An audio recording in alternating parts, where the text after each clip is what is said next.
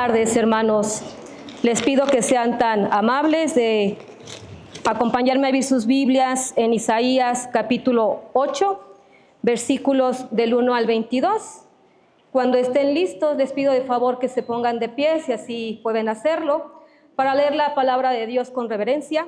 Repito, Isaías capítulo 8, versículos del 1 al 22. Vamos a darle lectura, hermanos, por favor, si me apoyan. Dice: Me dijo Jehová, toma una tabla grande y escribe en ella con caracteres legibles tocante a Maher Salal Hasbaz. Y junté conmigo por testigos fieles al sacerdote Urías y a Zacarías, hijo de Jeberequías. Y me llegué a la profetisa, la cual concibió y dio a luz un hijo. Y me dijo Jehová, ponle por nombre Maher Salal Hasbaz, porque antes que el niño sepa decir, Padre mío y Madre mía, será quitada la riqueza de Damasco y los despojos de Samaria delante del rey de Asiria. Otra vez volvió Jehová a hablarme diciendo, por cuanto desechó este pueblo las aguas de Siloé, que corren mansamente, y se regocijó con Rezín y con el hijo de Remalías, he aquí, por tanto, que el Señor hace subir sobre ellos aguas de ríos, impetuosas y muchas.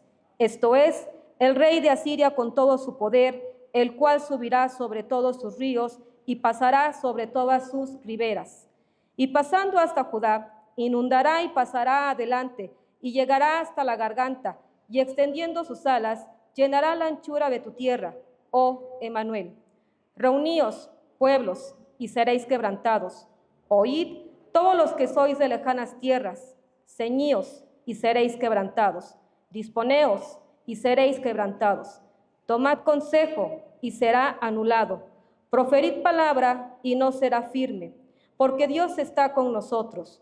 Porque Jehová me dijo de esta manera con mano fuerte, y me enseñó que no caminase por el camino de este pueblo, diciendo, no llaméis conspiración a todas las cosas que este pueblo llama conspiración, ni temáis lo que ellos temen, ni tengáis miedo.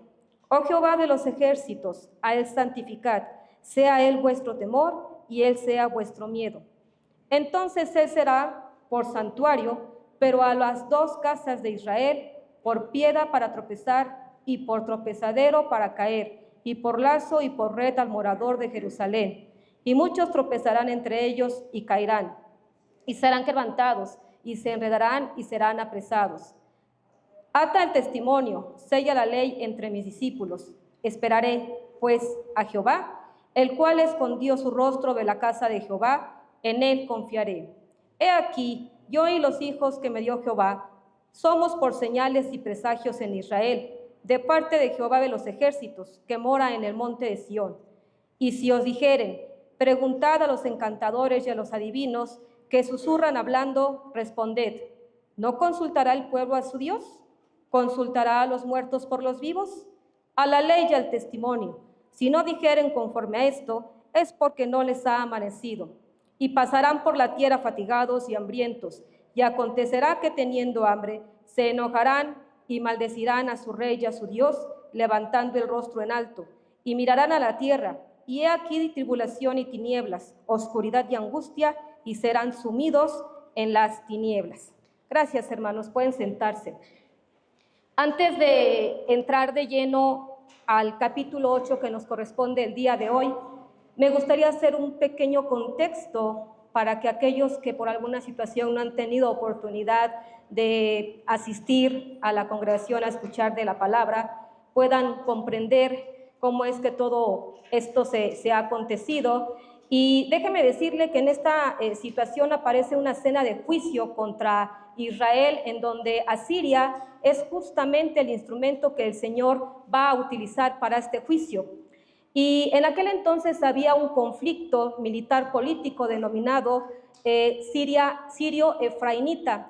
Sirio porque estaban involucradas dos ciudades, que era justamente Siria, Efrainita por Efraín, mejor conocido como Israel, y ellos habían hecho una alianza para combatir en contra de Asiria, que en aquel entonces era la ciudad más poderosa, más fuerte, y querían que Judá sumara esfuerzos con ellos para que pudieran vencer fácilmente a esta ciudad poderosa que ya dijimos que se llama Siria.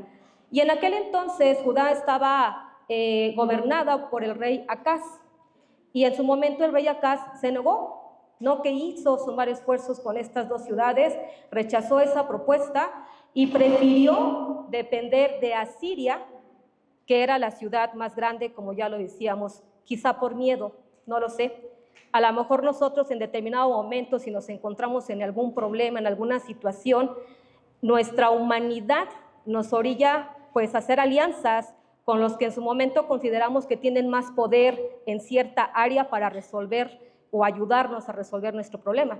Y probablemente eso es lo que pasó en aquel entonces con el pueblo de Judá y en la mente del rey Acaz, y por eso decidió depender de Asiria. Sin embargo, previo a esto, en el capítulo 7, versículo 4, Dios le había hecho una profecía al pueblo de Judá por medio de Isaías, justamente. Y fíjense qué hermoso mensaje le había compartido, porque sabía que venían tiempos difíciles. Y de igual manera me gustaría que usted se quedara en esta palabra, con esta palabra preciosa. Si usted está pasando en este momento por algún momento de angustia, de tribulación, y dice: guarda y repósate, no temas ni se turbe tu corazón a causa de estos dos cabos de tizón. ¿Quiénes eran los dos cabos de tizón?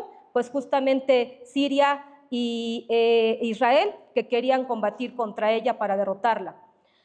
A cabo de estos dos cabos de tizón que humean, por el ardor de la ira de Rezín, que era el rey de Siria, y del hijo de Remalías, Peca, que era el rey de Israel.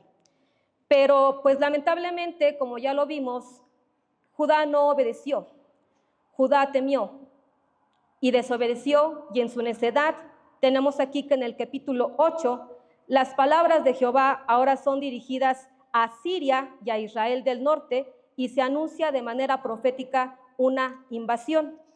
Y en este capítulo 8, hermanos, tenemos tres temas. El primero de ellos es advertencia de juicio, el segundo, consecuencias de la desobediencia, y el tercero es el temor a Jehová.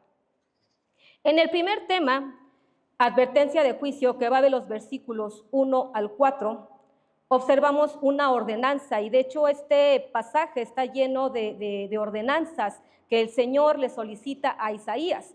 Y aquí vemos cómo Dios nos pide que seamos obedientes a lo que Él nos manda, a lo que Él nos pide. Y dice el versículo 1, y me dijo Jehová: toma una tabla grande y describe en ella con caracteres legibles tocante a Majer Salal Hasbaz, que significa: ya viene la destrucción, ya está aquí los ladrones. Justamente esta ordenanza era que él escribiera este nombre en unas tablas, lo cual no solo predecía, hermanos, la caída de Siria por Asiria, sino también de Israel. Y es curioso, o más que curioso, Dios es perfecto, y con respecto a los hijos de Isaías, ella tenía un propósito a través de sus nombres, porque de hecho el primer hijo de Isaías, cuyo nombre es Sear Jasub, también tiene un nombre cuyo significado es remanente, un remanente volverá, un nombre con mensaje, un nombre que nos hace saber y conocer que todos aquellos que creamos en la palabra del Señor siempre estaremos a salvo, siempre dependeremos de nuestro Señor, y Él nunca se olvida de su pueblo. Entonces, en esta ocasión, justamente a través de este nombre que sería escrito en aquellas tablas, Dios le estaba haciendo saber a su pueblo que Él se ocuparía de los enemigos y que no permitiría que fueran dañados. Y dice en el versículo 2, y junté conmigo por testigos fieles al sacerdote Urías y a Zacarías, hijo de Jeberequeías. Estos tres testigos fieles probablemente en su momento pues simplemente habrán observado la obediencia de Isaías al poner este nombre en dichas tablas. Sin embargo, el significado de los nombres tiene un mensaje tan profundo y tan precioso, hermanos, que fíjense, el nombre de Urías significa: el Señor es mi luz. El nombre de Zacarías, el Señor recuerda, y el nombre de Jeberequías, el Señor bendecirá. Usted se imagina, hermano, escuchar estas preciosas palabras del Señor también cuando nosotros nos encontramos en una situación difícil, que el Señor te diga, yo soy tu luz, recuérdalo, no lo olvides, yo te bendeciré en todo momento. Vamos quedándonos con estas palabras tan preciosas de protección que el Señor nos va compartiendo a través de su palabra, hermanos, porque evidentemente cuando estamos en tiempos difíciles es muy fácil caer. Es muy fácil tomar decisiones por impulso porque nuestra humanidad a eso nos orilla, a tomar de primera mano lo que nos pueda ayudar a sentirnos mejor y a salir adelante. Sin embargo, pues evidentemente Dios en sus planes perfectos también tiene sus tiempos perfectos, y aquí vemos en el versículo 3 cómo se empieza a llevar a cabo este cumplimiento de su palabra, y dice, y me llegué a la profetisa, la cual concibió y dio luz un hijo, y me dijo Jehová, ponle por nombre Maher Salal Hasbaz. Aquí tenemos una segunda ordenanza, ponle por nombre Maher Salal Hasbaz, que ya dijimos que significa, ya viene la destrucción, ya están aquí los ladrones. Entonces, evidentemente ya estaba de manera anticipada la entrega de Siria e Israel al ejército de los asirios. Y aquí tenemos pues un poquito más de esta secuencia de los tiempos en el versículo 4, que dice, porque antes que el niño sepa decir, Padre mío y Madre mía, será quitada la riqueza de Damasco y los despojos de Samaria delante del rey de Asiria. ¿En cuánto tiempo aproximadamente empieza a decir papá o mamá a un bebé? ¿Cuánto? Como 8 meses, 9 meses. Yo les pregunto porque yo no tengo hijos, entonces como que no podría saber, ¿verdad? Pero bueno, el tiempo estaba predeterminado. Y el Señor les seguía haciendo saber a su pueblo que el tiempo cada vez estaba más cerca, ¿sí? Que si Él insistía en estar en ese estado de desobediencia, la consecuencia seguía. Y no iba a ser, por supuesto, nada agradable. Y en este caso nombra a Damasco porque era la principal ciudad de Siria, y Samaria porque era la capital del reino de Israel del norte. Y entonces aquí vemos, hermanos, que evidentemente ya estaba planeada la lucha contra el reino de Judá, y este pueblo sería llevado a cautiverio. Y esto no justamente porque Asiria realmente, el rey de Asiria fuera lo suficientemente sabio o inteligente para planear un plan de ataque, sino porque justamente el Señor ya lo había predicho, ¿no? Y a veces también nos pasa que si bien es cierto que tenemos que trabajar en el día a día, si somos niños o jóvenes, pues tenemos que estudiar, tenemos que esforzarnos para prepararnos y salir adelante en la vida, o si estamos en el trabajo y salimos avantes, recordemos y demos gracias al Señor, porque Él es el que nos dota de todo talento, de toda inteligencia y de toda sabiduría, hermanos, para salir adelante. Y no nos colguemos solitos las medallitas de que por mí pasó esto en el trabajo, por mí fulanito salió adelante, por mí. No, hermanos, es por la pura misericordia y gracia de Dios. Y nosotros, al igual que Asiria en este pasaje, somos simplemente un instrumento de su preciosa obra. Después tenemos el segundo tema, que dice consecuencias de la desobediencia, de los versículos 5 al 11.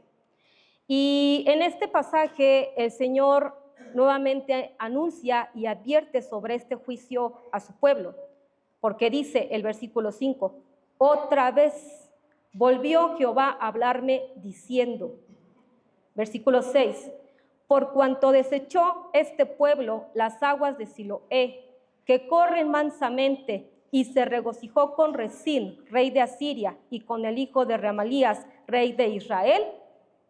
He aquí, por tanto, que el Señor hace subir sobre ellos aguas de ríos impetuosas y muchas, esto es, el rey de Asiria, con todo su poder, el cual subirá sobre todos sus ríos y pasará sobre todas sus riberas.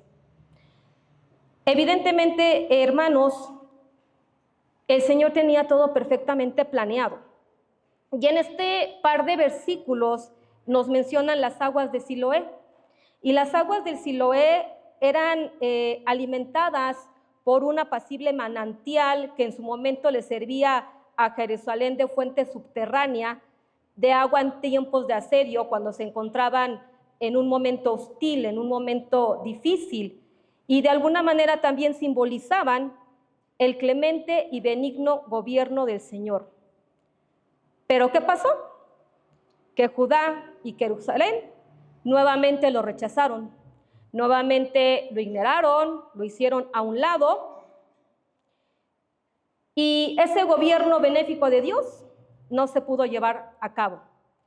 Y en lugar entonces de las aguas de Siloé, pues sufrirían por las aguas destructivas de la región del Éufrates. ¿Esto qué significa? Que entonces habría una poderosa inundación, pero evidentemente no una inundación de agua como podríamos pensarla comúnmente, sino se refiere evidentemente a la inundación del ejército de Asiria, porque serían invadidos en su totalidad. Y entonces aquí debemos de aprender, hermanos, que a veces para nosotros la espera es muy larga. La espera para nosotros, hemos dicho algunas veces, o han dicho aquí nuestros hermanos predicadores, que los tiempos de Dios no son nuestros tiempos. Y para lo que a mí será quizá un minuto, para el Señor es un microsegundo, ¿no? Y creo que la paciencia, que es parte del fruto del Espíritu Santo, es algo que debemos de aprender a desarrollar para evitar tomar acciones inadecuadas, acciones que no son buenas y agradables delante del Señor y que nos hacen ver en desobediencia, ¿verdad? En necedad, en el olvido, como en su momento olvidó Judá a nuestro Señor. Entonces, es importante esperar conforme a lo que Dios nos demanda, conforme a lo que Dios nos enseña a través de su preciosa palabra. Porque, perdón que lo vuelva a repetir, pero de verdad a mí me impactó mucho esta palabra del versículo 7, capítulo 4, y los invito a que ustedes se queden también con ella cuando estén pasando situaciones difíciles. Guarda, repósate, no temas ni se turbe tu corazón. Sabemos que evidentemente todos, insisto, vamos a buscar ayuda en algún momento, pero cuando esa ayuda o esa solución ya no está en nuestras manos, hermanos, lo mejor es ponerla en las manos de Dios, porque Él sabrá cómo y cuándo nos ayudará a salir adelante de esta situación, porque siempre hay esperanza, hermano. Y fíjese cómo dice en el versículo 8, y pasando hasta Judá, inundará y pasará adelante y llegará hasta la garganta, y extendiendo sus alas llenará la anchura de tu tierra, oh Emmanuel. Estaba predicho que no nada más Israel y Siria serían inundados por este ejército de Asiria, sino que también le iba a tocar a Judá, evidentemente, y a ese pequeño remanente que incluía, pues evidentemente al profeta Isaías, ¿no? Y a veces decimos, pero a mí, ¿por qué? ¿Por qué me está pasando esto, Señor? Si yo te amo, yo te alabo, yo te sirvo. Pero que sea así, dejáramos de preguntar a veces, qué difícil es, ¿por qué me pasa a mí? ¿Por qué no mejor nos ponemos a orar? ¿Por qué no mejor esperamos, tratamos, insisto, de tomar las cosas con un poquito más de paciencia, un poquito más de calma, para no contristar al Espíritu Santo con acciones necias que a veces no son buenas, ¿verdad? Más bien dicho, nunca son buenas las acciones necias. Entonces, aquí aquí vemos que Dios permitiría a los asirios invadir las tierras del reino de Judá. Pero al final del día, en este versículo dice, oh Emmanuel, que significa Dios con nosotros. ¿Se acuerdan lo que le pasó a Daniel y a sus amigos cuando estaban ahí con los leones? Segura estoy que si yo hubiese estado en ese momento, no sé, a lo mejor salgo corriendo. O a lo mejor le pido piedad al rey y le digo que seré obediente y le digo que ya voy a estar a sus pies, que me voy a humillar ante él. Pero, ¿sabe? En ese momento eso no sucedió. Y Daniel y sus amigos siguieron firmes, al igual que el pueblo del Señor tendría que seguir firme, porque él tenía una palabra de esperanza para su pueblo, y por eso dice, oh Emmanuel, el Señor estará con nosotros. Y dice después en el versículo 9, hermanos, porque, ¿sabe? El enemigo a veces siempre está tratando de planear cosas contra nosotros, ¿no? Y a veces no es ni siquiera el enemigo, a veces también son decisiones erróneas de nuestra parte las que nos hacen caer, pero es más fácil culpar al de enfrente de mis malas decisiones, ¿no?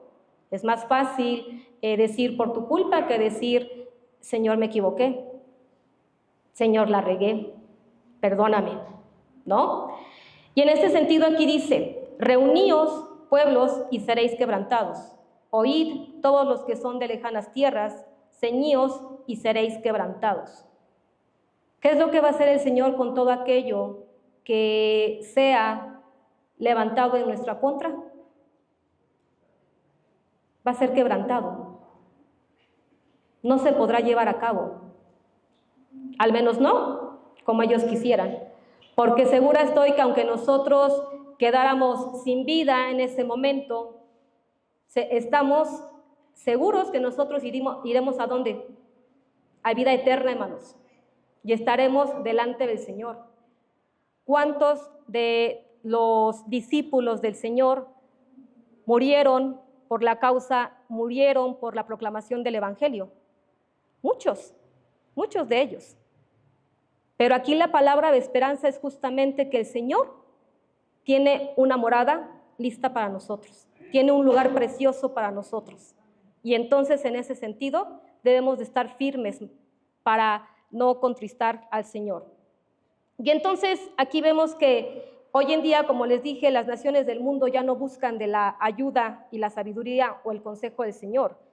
Es más fácil guiarme por lo que veo, por lo que tengo en ese momento, y pues evidentemente tomo acciones, ¿no?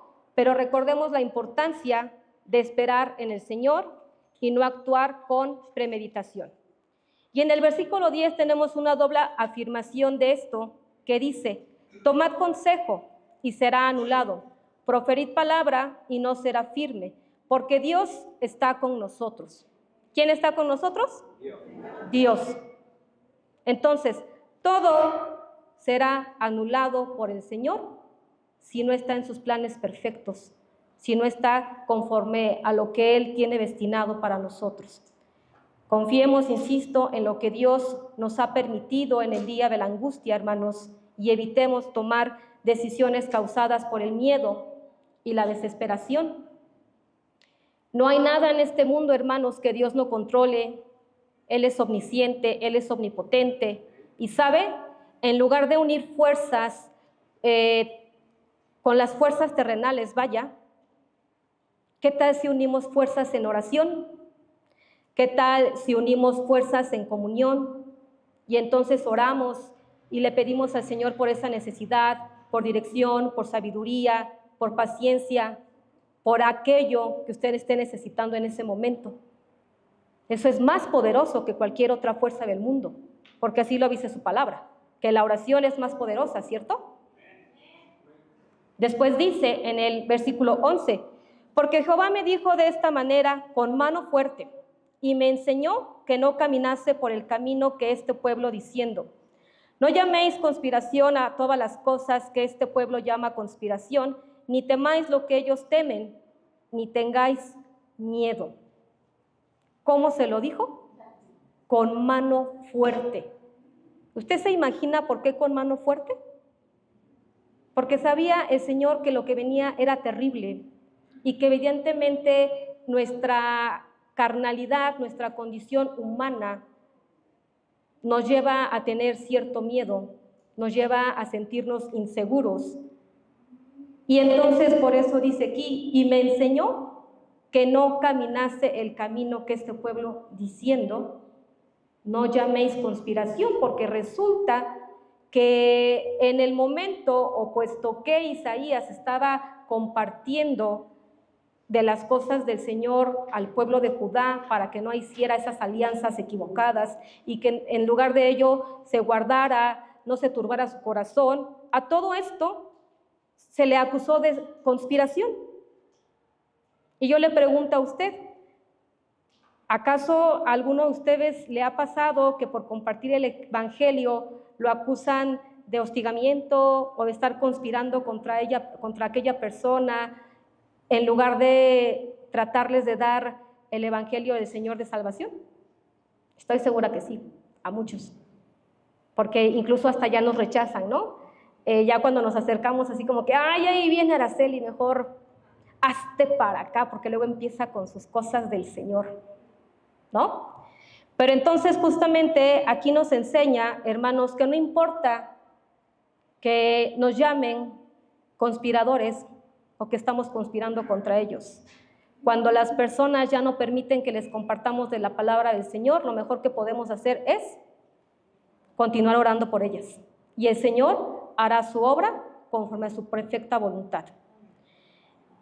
Entonces, pues, Isaías había estado procurando, insisto, persuadir a Judá a buscar de Dios en vez de procurar la ayuda extranjera.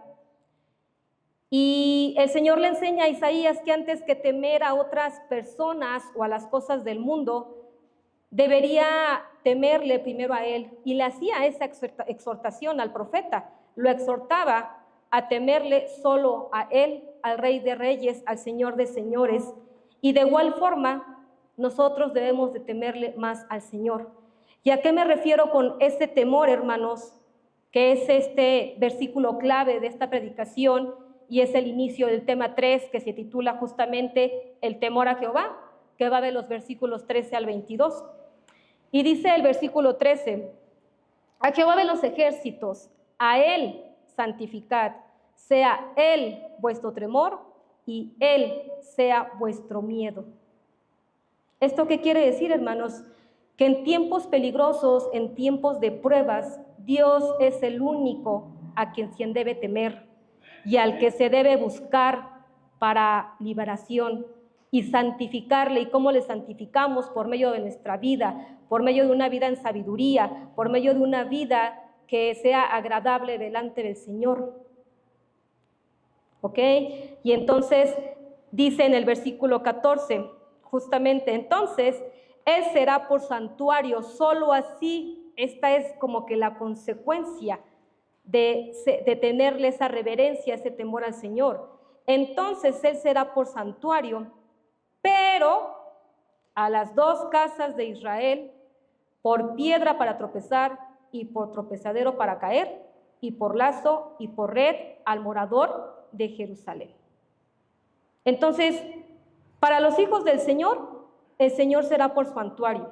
¿Qué quiere decir? Que será nuestro abrigo, nuestro protector en el día de la prueba, hermanos.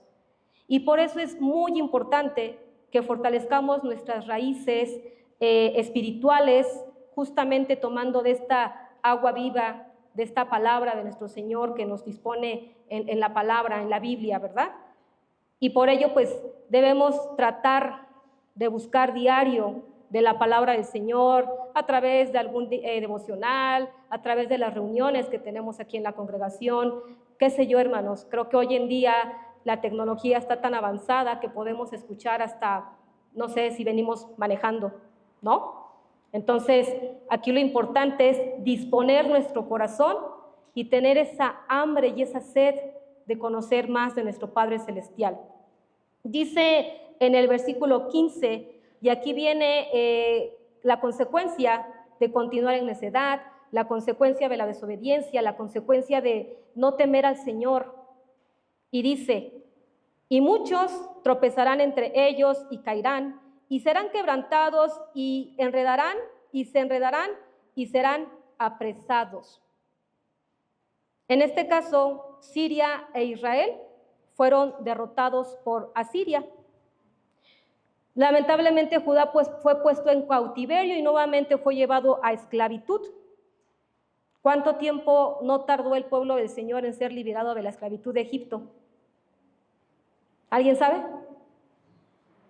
Ya somos dos. Mucho tiempo, ¿no? En la que su pueblo estuvo sometido, fueron esclavos y después fueron liberados.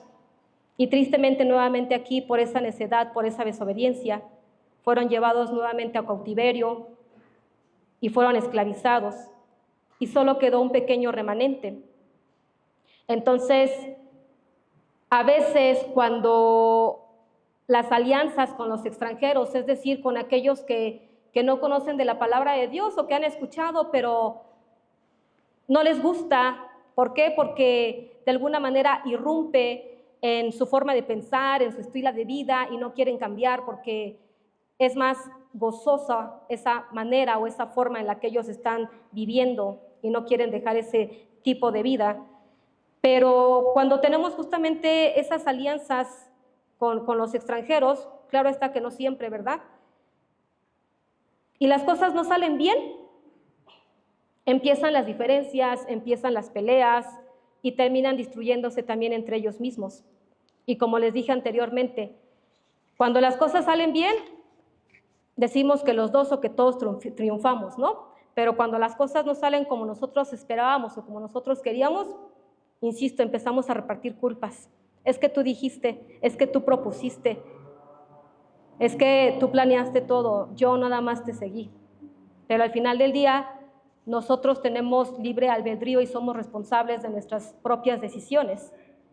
Y aquí tenemos otra ordenanza por parte del Señor en el versículo 16 que dice: ata el testimonio, sella la ley entre mis discípulos, entre ese pequeño remanente que aún se mantenía firme y de pie delante del Señor. Porque sabe, la gran mayoría del pueblo de Dios estaba viviendo en apostasía, pero permaneció un fiel remanente por la gracia y misericordia del Señor. Y los discípulos que seguían la voluntad del Señor eran llamados justamente a perseverar la palabra de Dios. Y en todas las épocas, los fieles discípulos del Señor, los que habían puesto el corazón en su palabra, debían contender por la verdad inmutable de Dios y pasarla de generación en generación. Y esa es la tarea que hoy por hoy tenemos todos, hermanos, aunque no tengamos hijos, ¿verdad? Porque pudiéramos decir de generación en generación, el abuelo, el padre, el hijo, el nieto. Pero recordemos que no nada más es con nuestra familia de sangre, es con todos y cada uno de los seres vivientes que están a nuestro alrededor. Y en ese sentido, hermanos, es importantísimo congregarnos y meditar en la palabra de Dios para que esa verdad inmutable se siga proclamando y aprendamos a escudriñar las escrituras del Señor. Y estamos en una congregación muy bendecida, ¿sabe? Porque aquí tenemos la oportunidad de continuar aprendiendo de la preciosa palabra del Señor desde los más chiquitos hasta los más ancianos. Cosa que no en todas las congregaciones se da. No es que conozca yo muchas, ¿verdad? O que haya yo estado en muchas. Pero de las pocas que conozco, de verdad, sintámonos bendecidos, porque estamos en un lugar, hermanos, en donde hay palabra para niños, adolescentes, jóvenes, damas, varones, matrimonios. Entonces, no se vale decir, es que ¿a dónde me meto? Es que ¿a dónde me puedo ir? Es que mejor dejemos, hermanos, de verdad de poner pretextos y tomemos una decisión. Hoy por hoy lo invito a que si aún usted no se ha reunido a algún círculo de estudio de la palabra del Señor, lo haga. Siempre hay cosas que aprender.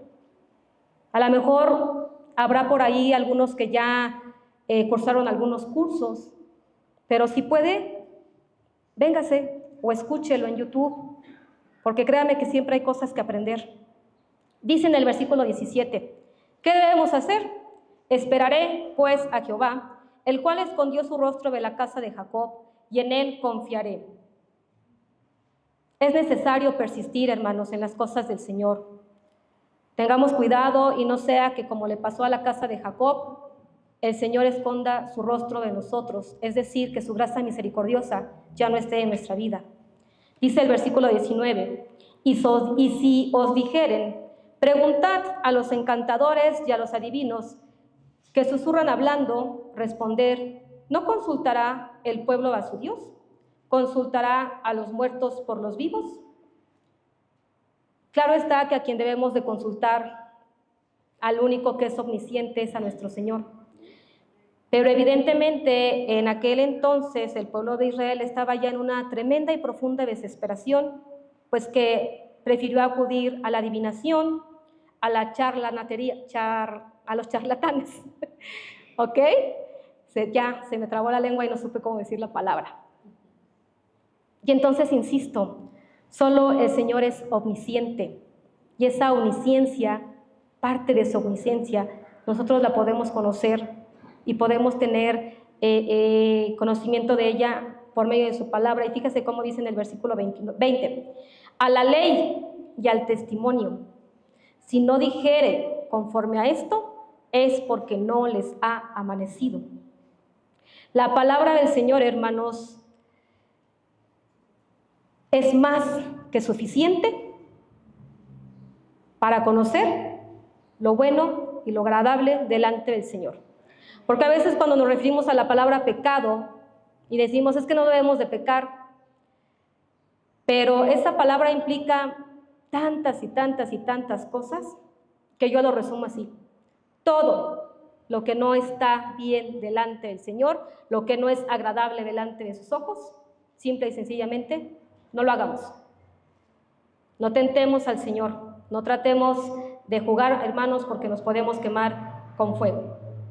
Y entonces, aquí de alguna manera también establece, hermanos, una norma para que nosotros aprendamos a juzgar por medio de la palabra del Señor, por medio de la ley en aquel entonces, lo bueno y lo malo, no para mí, no para usted, lo bueno y lo malo para los ojos del Señor. Dice en el versículo 21, y pasarán por la tierra fatigados y hambrientos, y acontecerá que, teniendo hambre, se enojarán y maldecirán a su rey y a su Dios, levantando el rostro en alto. ¿Qué pasó aquí? Pues que como ya no salieron las cosas como en su momento el pueblo del Señor le hubiese gustado, incluso fíjese qué fuerte, dice que se enojaron, que maldicieron a su rey, a su Dios. Qué terrible, ¿no? Qué triste y pues qué peligroso también. Que no nos pase eso, hermanos, que no nos pase eso nunca.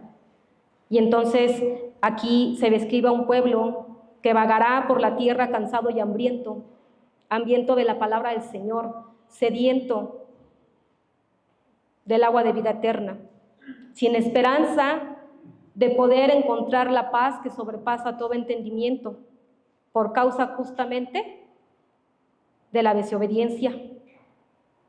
Y entonces recordemos que somos responsables, insisto, de nuestras decisiones, y no tenemos por qué estar culpando a nadie, hermanos. Y por último dice el versículo 22, y mirarán a la tierra, y he aquí tribulación y tinieblas, oscuridad y angustia, y serán sumidos en tinieblas. ¿Qué quiere decir esto, hermano? Pues que habría una perdición total, que en definitiva ya no habría ninguna esperanza. Y por eso, perdón que me atreva a repetirle por última vez, y ya casi me voy, guarda, repósate, no temas, ni se turbe tu corazón, porque el Señor es tu luz, nunca se olvide de ti, y Él siempre estará contigo.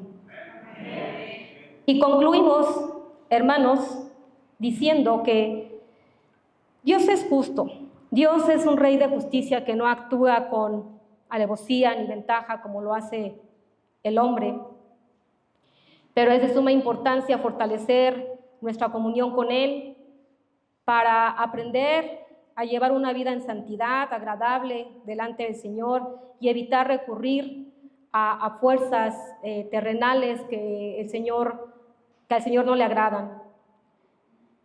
Dios nos ha dado, insisto, libre albedrío, hermanos.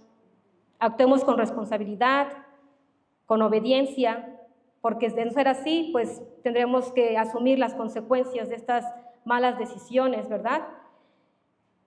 Y permitámonos o trabajemos para que el arrepentimiento en nuestro corazón se acrecente.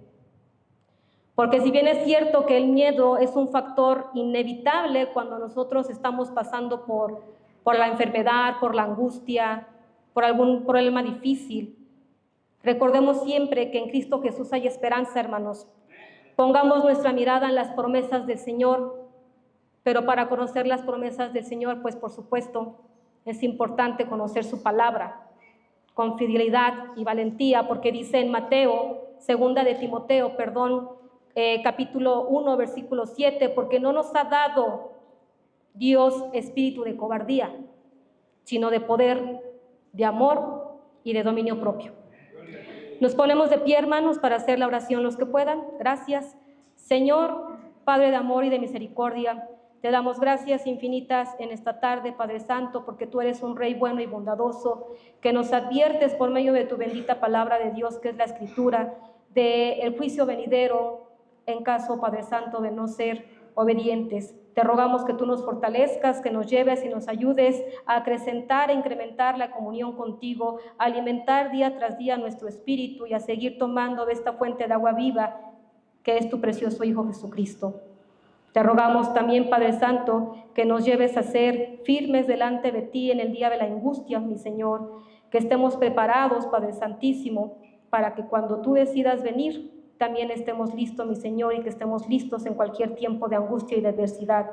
Y que todo temor, Padre Santo, que esté delante de nosotros de manera terrenal, no sea mayor que el temor que nosotros tengamos a ti, Padre Santísimo, porque solamente a ti debemos temer, a ti debemos adorar, y que a ti sea la gloria, la honra, la alabanza y la adoración. En el nombre de Cristo Jesús. Amén. Gracias, hermanos.